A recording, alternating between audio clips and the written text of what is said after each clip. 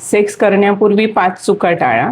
Sex हे फक्त औषधांवर अवलंबून नसते, तर चांगल्या सवयींवर देखील अवलंबून असते.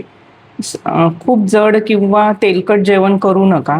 खूप जड व तेलकट जेवणामुळे आळस येतो व परफॉर्मन्स वीक होतो. तसेच इरेक्शनला देखील प्रॉब्लेम येतो.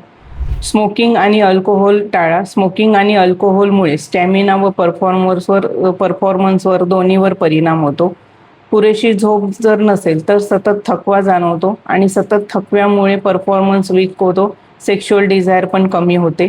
पार्टनरशी योग्य संवाद असला पाहिजे. जर पार्टनरशी संवाद व्यवस्थित असेल तर इंटिमसी सुधारण्यास मदत होते व परफॉर्मन्स चांगला होतो.